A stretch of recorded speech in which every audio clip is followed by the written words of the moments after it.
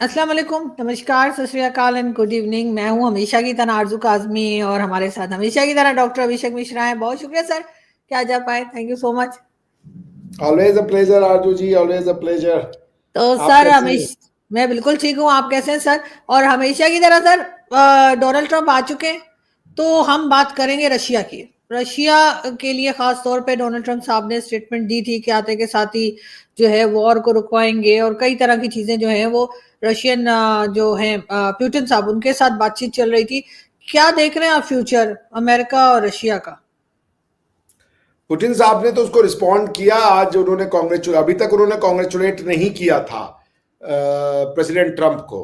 आज हम्म। पुतिन साहब ने एक टेलीवाइज्ड जो एयर करके और उन्होंने राष्ट्रपति ट्रंप को बधाई दी है और उन्होंने कहा है कि यदि वो यूक्रेन के मुद्दे पे कुछ समझौता करवाना चाहते हैं, मध्यस्थता करना चाहते हैं, तो वो तैयार होंगे उसके लिए। और देखिए, रशिया भी टायर्ड हो चुका है बिकॉज इस वॉर तो the war is in the dead and. ये वॉर कहीं जा तो रहा नहीं है, सिवाय इसके कि कभी 20 उधर मर गए, कभी 20 इधर मर गए। कभी आपने एक मिसाइल मार दी उनके आर्म डिपो पे, कभी उन्होंने एक मिसाइल मार दी आपके आर्म डिपो पे। Otherwise the war is technically for all intent and purpose is over. अब यही है कि दोनों पार्टीज जो हैं वो पीछे हटने को तैयार नहीं है। अब ये इन्होंने अना का मैटर बना लिया है, नाक का मैटर बना लिया है कि भाई जब तक हमारी बात नहीं होगी हम पीछे नहीं हटेंगे। तो इससे क्या हुआ, ये छिटपुट घटनाओं से लोग ही मरते रहेंगे। उसके बाद जो विकास कार्य है वो रुक जाएगा। इंटरनेशनल जो है महंगाई है उस पर बहुत असर पड़ेगा, क्योंकि Ukraine is a vast producer of wheat, so is Russia. दुनिया में जो वीट की सप्लाई होती है उस पर बहुत फर्क पड़ता है। और इन्फ्लेशन ने सबकी कमर तोड़ रखी है, महंगाई ने पूरी दुनिया की कमर तोड़ रखी है। हमारे ख्याल से पाकिस्तान में भी ऐसा ही होगा, इंडिया में भी महंगाई एक कंसर्न तो है ही है। तो मेरे ख्याल से दूसरा जो मुद्दा होगा, रशिया ब्रिक्स को लेके क्या सोच रहा है, बिकॉज ट्रंप साहब जो है वो ब्रिक्स को लेकर के सेंसिटिव है। बिकॉज की जो ये बातें हुई हैं कि हम डी डॉलराइज करेंगे और इंटरनेशनल ट्रेड को डॉलर विहीन कर देंगे, उसको लेकर के Russia America is literally concern. और आज डोनाल्ड ट्रंप साहब ने कहा कि अगर वो करना चाहते हैं तो कर दे, हम तो 100% टैरिफ लगा देंगे। सो डोनाल्ड ट्रंप साहब टैरिफ वॉर करने आए हैं। उनके हर कुछ, हर इंटरनेशनल जो उनका विजन है उसका एक ही सोल्यूशन है, टैरिफ वॉर कर दो। दूसरा चीज है कि मेरे ख्याल से वो एक्सपेंशनिस्ट हैं, वो अमेरिका की टेरिटरीज को बढ़ाना चाहते हैं। जैसे अब उन्होंने कहा कनाडा 51st स्टेट बन जाए, गल्फ ऑफ मैक्सिको को आज उन्होंने रीनेम कर दिया, गल्फ ऑफ अमेरिका कर दिया। उसके बाद उन्होंने जो है पनामा जो कनाल है, जो वो ट्रेड रूट है, वो कह रहे हैं हम वापस से इस पे अमेरिका का वर्चस्व चाहते हैं। तो the world is going to be in a tough tough situation. अब ये भी है कि अभी नया नया है, तो let's hold our horses and see that how things unfold. जब तक कुछ वैसा हो नहीं जाता, बहुत ज्यादा भी जिंगोइज्म अच्छा नहीं होगा। तो एक हफ्ते तक ये होगा, ये एग्जीक्यूटिव ऑर्डर साइन कर दिया, वो साइन कर दिया, ये कर दिया, वहां दीवार बन गई, इतने 1 लाख लोगों को निकाल दिया, ये सब चलेगा। But let's settle the dust. और हम देखते कि 1.5 2 3 महीने बाद ये सिचुएशन कहाँ जाता है। सर बिल्कुल, ट्रम्प साहब ने ये भी कहा है, बल्कि इमरजेंसी कल उन्होंने कहा कि लगा दी गई है कि ताकि जुनूबी तरफ से जो है लोग ना आ सके साउथ की साइड से अमेरिका के अंदर। तो बॉर्डर मैंने कहा एरियाज में। जी हाँ, तो सर मैंने कहा कोई बड़ी बात नहीं है, मतलब पाकिस्तानियों के ऊपर तो कम से कम मुझे बहुत कॉन्फिडेंट हूँ मैं कि किसी और साइड से आ जाएंगे। मतलब जो साइड भी बंद करेंगे हमारे पास दूसरी साइड भी तो होती है ना, प्लान बी भी होता है, वो मेरा ख्याल है होना चाहिए। लेकिन क्या वजह है सर कि अगर यूएस जो है वही डिसाइड करेगा कि इसराइल की वॉर रुकनी है, यूएस ही डिसाइड करेगा रशिया की वॉर रुकनी है, अफगानिस्तान में क्या होना है, पाकिस्तान में क्या होना है, क्या वजह है कि डोनाल्ड ट्रंप साहब का इंतजार हो रहा था और यही सोचा जा रहा था कि वही आके सब कुछ करेंगे? क्या इन कंट्रीज के अपने लीडर्स को समझ नहीं आ रही कि ये अपने आप को नुकसान पहुंचा रहे हैं लड़ लड़कर? देखिए, ऐसा है कि जो डोनाल्ड ट्रंप साहब हैं वो एक स्टैब्लिश्ड जो अमेरिकन पॉलिसीज था उसका वो एंटीथीसिस है। क्योंकि कुछ अमेरिकन इंटरेस्ट ग्रुप्स ने वॉर को, कॉन्फ्लिक्ट को एक बिजनेस बनाया हुआ था। वो चाहते थे कि दुनिया में ऐसी कॉन्फ्लिक्ट चलती रहे। वरना बात तो आपकी दमदार है ना कि अगर ये 3 जो हॉस्टेज का छोड़े गए उसके बदले में इजराइल ने 79 हॉस्टेजेस छोड़े या प्रिजनर्स को छोड़ा। तो क्वेश्चन ये कि ये तो पहले भी किया जा सकता था, ये पहले क्यों नहीं किया गया? उसका सीधा रीजन है कि पहले ऐसा करने का पॉलिटिकल विल नहीं था। और जिस तरीके से डोनाल्ड ट्रंप इजराइल को देखते हैं, शायद उस तरीके से बाइडेन एडमिनिस्ट्रेशन या जो वहां का डीप स्टेट है अमेरिका का, वो नहीं देखता इजराइल को। इवन बीबी के अगेंस्ट में, यानी कि नेतन्याहू के अगेंस्ट में भी एक फेयर अमाउंट ऑफ एंगर है। ऐसा नहीं है कि लोग नेतन्याहू को, चाहे ट्रंप एडमिनिस्ट्रेशन हो चाहे बाइडेन एडमिनिस्ट्रेशन हो, कोई बहुत ज्यादा कोई उनको लीवे देना चाहता है। बहुत आर एंग्री कि जो हॉकिश नेचर है बेंजामिन नेतन्याहू साहब का, उससे बहुत ज्यादा जो है मामला फैल गया, बढ़ गया जितना होना नहीं चाहिए था। बट यू नेवर नो, ये सब पॉलिटिकल स्पेक्यूलेशन है। बट एक चीज तो है कि ट्रंप लड़ाई झगड़ा नहीं करेंगे, वो ट्रेड के मौके में वो दुनिया को, चूंकि बिजनेसमैन है तो वो दुनिया को सिर्फ और सिर्फ बिजनेस के चश्मे से देखेंगे। वो हर चीज का जवाब बिजनेस की भाषा में देना चाहेंगे। And it's a good news. So let's get ready for not a gun war, but let's get ready for a trade war.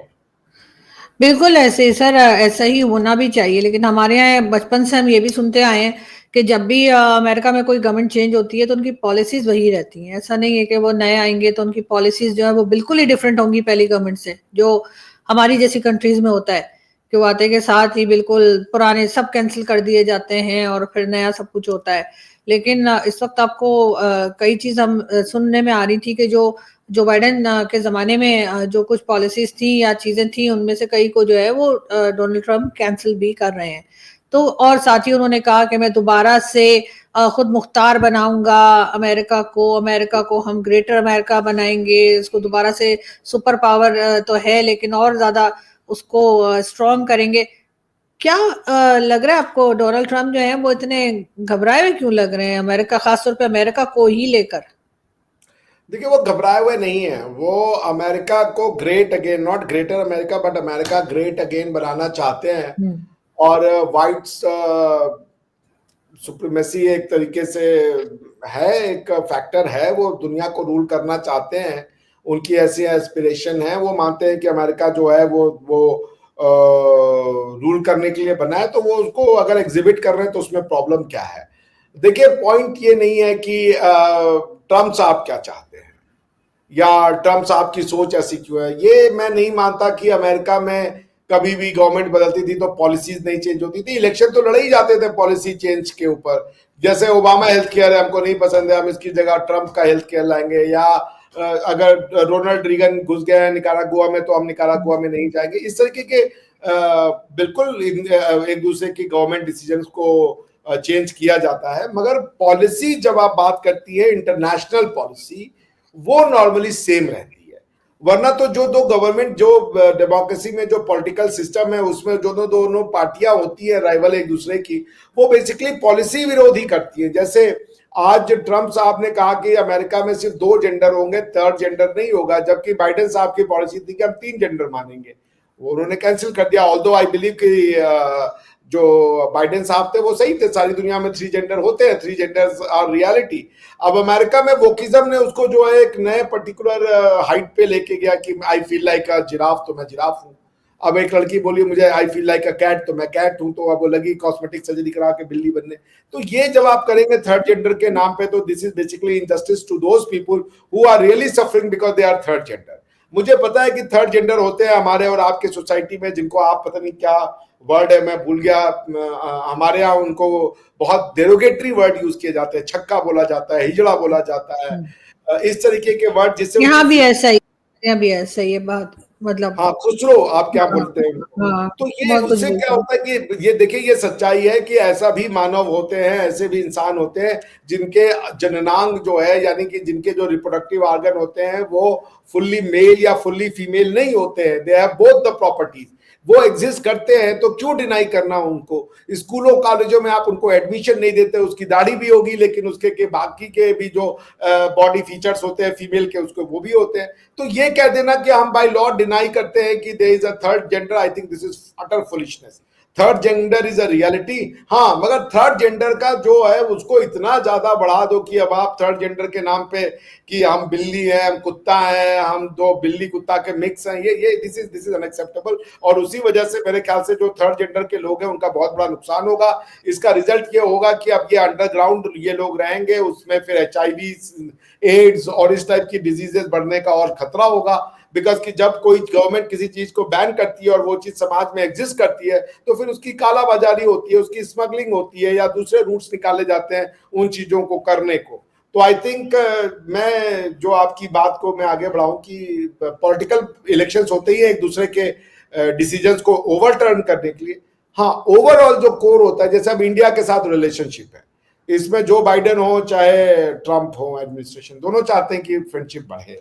अब वो नॉर्मली इंटरनेशनल अफेयर्स को लेकर के उनके यहाँ पे पॉलिसी कंसिस्टेंसी रहती है, लेकिन यहाँ पे ट्रंप साहब ने इंटरनेशनल अफेयर्स में भी पॉलिसी को चेंज किया है। जैसे इमिग्रेशन को उन्होंने चेंज किया, अटैक किया सबसे पहले। बर्थ राइट सिटीजनशिप को उन्होंने चेंज कर दिया, यानी कि पहले ये होता, मेरे भैया है वो उसके बेनिफिशियरी है, मेरे कजन है, मैं उनको जानता हूँ, वो अमेरिका में थे 10-15 साल, और जब वो अमेरिका में थे तो उनके 2 बच्चे पैदा हुए, दोनों अमेरिका की धरती पे पैदा हुए। तो अंडर द अमेरिकन लॉ उनके पास ये ऑप्शन है कि जब वो 18 साल के हो जाएंगे तो वो अमेरिकन बनना चाहते हैं या इंडियन बनना चाहते हैं। देयरफॉर ये जो लॉ है उसको उन्होंने कैंसिल कर दिया। तो बहुत सी चीजें वो चेंज कर रहे हैं। और मैं इलॉन मस्क का स्टेटमेंट रिपीट करूंगा, ये इलेक्शन था ही एक जिसे कह लीजिए नॉर्मल इलेक्शन नहीं था, ये गवर्नमेंटल इलेक्शन था ही नहीं। ये गवर्नमेंट को हटाने या गवर्नमेंट को बचाने के लिए इलेक्शन लड़ा ही नहीं गया, ये लड़ा गया 2 आइडियोलॉजीज के बीच में जिसने कि दुनिया को तबाह कर रखा था। उसमें ये जो लेफ्ट लिबरल जो इकोलॉजी है, जो आइडियोलॉजी है, इसने दुनिया के ऊपर जो तांडव किया है उससे लोग थक चुके हैं, क्योंकि ये झूठ को सच और सच को झूठ बनाने पर विश्वास है। So the left has been decisively decimated in the United States of America. Left has been decisively decimated in India by प्रधानमंत्री मोदी जी। थोड़ा बहुत जो लेफ्ट बचा है, जैसे फ्रांस में लेफ्ट जीता और भी 1-2 जगह लेफ्ट जीता, उसको भी मेरे ख्याल से धीरे धीरे जो लोग हैं वो सजग हो रहे हैं और वो डेमोक्रेसी के थ्रू लेफ्ट को हराने का काम बिल्कुल कर। तो सर चाइना को लेकर क्या पॉलिसी आपके ख्याल से रहेगी अमेरिका की? क्योंकि उन्होंने जो दो जगहें जो जाने का नाम लिया उसमें चाइना भी शामिल है, जिसमें उनका कहना है कि वो विजिट करेंगे। चाइना के साथ वो रिलेशनशिप को बुरा नहीं करना चाहते, आते ही उन्होंने टिकटॉक को बैन नहीं किया, मगर चाइना से कहा है कि भाई आप हमें अपने मार्केट में एक्सेस दें और टैरिफ को कम करें, वरना हम आपके अगेंस्ट में टैरिफ बढ़ाएंगे। आज ही मैं पढ़ रहा था कि टेस्ला का जो ओवरऑल कार का सेल है चाइना के मार्केट में वो 8.8% से ग्रो करा है, मगर एट द सेम टाइम जो चाइना की BYD कार है, जो कि एक कॉम्पिटिटर है, राइवल है टेस्ला के ईवी कार की यानी इलेक्ट्रॉनिक व्हीकल मार्केट में, it is growing very fast. So BYD भी अमेरिका में अपना प्रेजेंस चाहता है और टेस्ला अपना प्रेजेंस वहां पे चाहता है चाइना में। तो it's an interesting war which is going to unfold. तो वो टेरिफ वॉर होने वाला है, वो और किसी तरीके के टेरिटोरियल एक्सपेंशन में या टेरिटोरियल डिस्प्यूट्स में वो नहीं पढ़ना चाहेंगे, जैसे ताइवान और चाइना का जो रिलेशनशिप है उसको लेके वो न्यूट्रल रहने का कोशिश करेंगे। हाँ, मगर जैसे कि टिकटॉक को कह रहे हैं हम टिकटॉक को बैन करेंगे, नहीं तो टिकटॉक पे यानी बाइट डांस की जो कंपनी है जो चाइना बेस्ड है उसमें हमें 50% शेयर दो। तो आई मीन इस टाइप के वो डिमांड रख रहे हैं। I mean he is going to see the world from the prism of dollar. पैसा बोलेगा और पैसे की लड़ाई लड़ेंगे। वो आपके यहाँ पे कि जैसे बांग्लादेश में जो कू को ऑर्केस्ट्रेट किया गया, उसको कंस्पायर किया गया, Trump would not be part of that nonsense for sure. तो चाइना को लेके उनकी पॉलिसी ट्रेड और चाइना के साथ वो और घनिष्ठ ट्रेड चाहेंगे, जिसमें वो चाहेंगे कि चाइनीज मार्केट में अमेरिकन गुड्स को ज्यादा एक्सेस मिले और जो चाइनीज मार्केट में अमेरिकन कंपनियां मैन्युफैक्चर करवा रही हैं they should come back to in America. Otherwise वही है, वो टैक्स बढ़ाएंगे जिसकी वजह से जो बिजनेस प्रॉफिटेबिलिटी है या जो मार्जिन है इन कंपनीज का वो काफी हद तक रिड्यूस हो जाएगा। Therefore they will be forced to come back to the American soil specially. लेकिन सर अमेरिका की अपनी इकोनॉमी भी खराब हो रही है, जो वहां पे लोग रहते हैं वो भी बताते हैं कि वहां पे लोगों के पास जॉब्स नहीं है, लोग बहुत परेशान हैं, उनकी अपनी इकोनॉमी जो है, अब ये मत कहिएगा कि हमने पैसा ले लिया, ठीक है ना, हमने इतना इतना पैसा नहीं लिया अमेरिका से कि उसकी हालत खराब हो जाए। हाँ, थोड़ा सा रोल हमारा हो सकता है, लेकिन बहुत ज्यादा नहीं है। तो अमेरिका जो है वो अपन इस वक्त जो हम बाहर से बैठ के देख सकते हैं वो ये कि अमेरिका इस वक्त अपनी ही प्रॉब्लम्स में ज्यादा फंसा हुआ है, दिख रहा है हमें। ये जो तो डोनाल्ड ट्रम्प साहब लेफ्टिज्म की जो का जो तकरीर है वो भी हमें यही बता रही है कि अमेरिका खुद इस वक्त प्रॉब्लम में है। नहीं, वो देखिए हर कंट्री प्रॉब्लम में होती है, उसको उसको ओवर द टॉप जाके हाइप नहीं करनी चाहिए कि America kind of a fail state and all that, ऐसा कुछ नहीं है। अमेरिका में ठीक है एक प्रॉब्लम है, उसका रीजन ये है कि ये जो लेफ्टिस्ट थे ये प्रो अमेरिका की जगह प्रो वर्ल्ड हो गए थे। ये बात थी कि अमेरिकन इंटरेस्ट को उन्होंने कॉम्प्रोमाइज किया, क्योंकि उनकी एक सोच है, दुनिया को वो एक पर्टिकुलर तरीके से देखते थे। तो वो उस चीजों को जो कि शायद प्रो अमेरिकन हो, आई मीन अगर हम क्रूड सेंस में बात करें, जो प्रो अमेरिकन है, अमेरिकन को फायदा दिलाता है, वो उसको अपोज करना चाहते थे। तो या उसको उस तरीके से प्रोटेक्ट नहीं करते थे। जैसे चाइना में अगर आपकी सारी मैन्युफैक्चरिंग यूनिट चाइना में चली गई है, चाइना आपके लिए सस्ता सामान बेच रहा है, तो अगर आपकी मैन्युफैक्चरिंग यूनिट चाइना में जा रही है और आप चाइना से सस्ता माल भी खरीदो, तो आप नंबर 1 आपने जॉब मिस कर दिया, क्योंकि मैन्युफैक्चरिंग चली गई चाइना में। दूसरा चीज, आपका लोकल ट्रेडर अगर उसको बना भी रहा है तो वो आउट ऑफ कंपटीशन हो गया, क्योंकि चाइना से वही माल सस्ते में आ रहा है। तो आप अपनी इकोनॉमी को कैसे आप क्रिएट करोगे, तो सेव करोगे। तो पॉइंट ये कि डोनाल्ड ट्रम्प साहब ने वही कहा है कि आप अमेरिका में कंपनीज को वापस लाइए, वरना आपके जितने भी कॉर्पोरेट बेनिफिट्स है टैक्सेशन के थ्रू हम उनको नलीफाई कर देंगे, कि बिजनेस करना विदेश में हम आपका, या मैन्युफैक्चर करना विदेश में हम आपका टफ कर देंगे। तो आप जो प्रॉफिट लेकर के आते हो यहाँ पे, अगर हमने उस पर 80% का टैक्स लगा दिया, आपका प्रॉफिट न्यूट्रलाइज हो जाएगा, तो आपको फिर अमेरिका में ही जो है मैन्युफैक्चरिंग करना ज्यादा फायदेमंद पड़ेगा। प्लस इमिग्रेशन से, जो इलीगल इमिग्रेशन से जो नौकरियां चोराई जा रही थी, इलीगल इमिग्रेंट्स को जो नौकरियां दी जा रही थी, जो उनके मन में एटलीस्ट एक शक था, उसको वो चेक करेंगे। तो जो इलीगल इमिग्रेंट जब निकाले जाएंगे, और जो एक अंडरवर्ल्ड की नौकरी, अंडरवर्ल्ड यहाँ पे मैं माफिया के सेंस में नहीं बात कर रहा हूँ, मतलब एक शैडो वर्ल्ड क्रिएट हो जाता है कि अगर आप अमेरिका में लीगल है, तो मान लीजिए अमेरिका में 1 घंटे की जो लेबर है उसका कॉस्ट है, स्टैट्यूटरी कॉस्ट है मान लीजिए $10 पर आवर। तो सामने वाला कहता है चूंकि तुम इलीगली आए हुए हो, तो मैं तुम्हें $10 पर घंटा तो नहीं दूंगा, मैं तुम्हें $5 पर घंटा दूंगा, मेरा $5 बचेगा, तुम्हें $5 मिलेगा, ठीक है ना। तो मैं तो ये दिखाऊंगा नहीं कि भाई मैं किसी को $5 पे घंटे पे दे रहा हूँ। तो पॉइंट ये कि ये इस तरीके से जो है वो फिर एक शैडो इकोनॉमी क्रिएट हो जाती है। तो जब आप किसी इलीगल इमिग्रेंट को हाफ ऑफ द लेबर पे अपना पैसा बचाने के लिए नौकरी देते हो, तो इसका ये मतलब है कि आप लोकल लोगों की नौकरी ले भी गए ना। सेम चीज इंडिया में हुआ। इंडिया में इलीगल इमिग्रेंट के नाम पे देखिए इन लोगों ने क्या किया, बांग्लादेशियों को बसा दिया, रोहिंग्याओं को बसा दिया। आज जो सैफ अली खान के ऊपर जो हमला हुआ है, उस हमलावर का नाम है शहजाद, बांग्लादेश का रहने वाला है, मोहम्मद सैफुल शहजाद करके नाम है उसका कुछ। और वो बंदा जो है भारत में विजय दास के रूप में रह रहा था। He was living in India in the disguise of Vijay Das. इसी की फेवर में ये पूरा का पूरा जो लेफ्टिस्ट भारत का बॉलीवुड है बेसिकली, जिसने भारत के कल्चर को बर्बाद कर दिया, हिंदी लैंग्वेज को बर्बाद कर दिया, सबको बर्बाद कर दिया। वो उर्दू की फिल्में चलती हैं जिसको वो हिंदी का नाम देते हैं। वरना आप, मैं एक बात कर रहा हूँ, भारतवासी हूं तो मुझे अपनी भाषा को प्रिजर्व और प्रमोट करने का हक होना चाहिए। लेकिन आपने जो है उसको हिंदी कह के उर्दू पढ़ा दिया। कह रहे जहाज में जौ में नुक्ता होता है, हिंदी व्याकरण में नुक्ता नाम की चीज नहीं है, ये कह रहे बिग कॉन्सेप्ट है नुक्ता, आप उसको हिंदी में पढ़ा रहे हो। तो बॉटम लाइन ये कि ये लोगों ने जो एक षड्यंत्र रचा, ये उसका शिकार हो रहे हैं। मोहम्मद शहजाद ने तो ये नहीं देखा मारने से पहले ना कि ये सैफ अली खान है, वो जानता तो था कि ये सैफ अली खान है, छुरा तो उसने पीठ में मार दिया। वो इलीगल इमिग्रेंट है, जिन लोगों ने उसको नौकरी दिलवाई, जिन लोगों ने उसको फेलिसिटेट किया यहां तक आ जाओ भारत में, वो घुसा बांग्लादेश बॉर्डर से और आ गया मुंबई में, और वो रह भी रहा था। उसके पास बैंक ऑर्डर थे, उसके पास जीपे।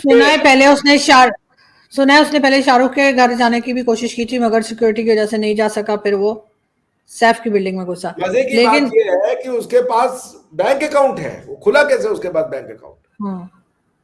वो आधार कार्ड बनवाने की कोशिश में था, ये कैसे खुल रहे हैं, कौन बना रहा है ये? मगर बहुत सा मीडिया आपके यहाँ का ही, वो जो मैंने सोशल मीडिया की हद तक अगर मैं कहूँ मैंने देखा है, तो ये भी बता रहा है कि जिसको अरेस्ट किया गया उसकी शक्ल उस आदमी से मिलती ही नहीं है, जो सीढ़ियों पर जिसकी या स्टेयर्स के ऊपर जिसकी फुटेजेस आई थी, तो या स्टिल्स आए थे, ये वो है ही नहीं, ये दावा भी किया ये जा वही रहा है। लोग हैं जैसे ही हमास ने रिलीज किया 150 साल में 450 दिन बाद विक्टिम्स को, तो उन्होंने कहा ये देखिए हमास ने गिफ्ट दिया।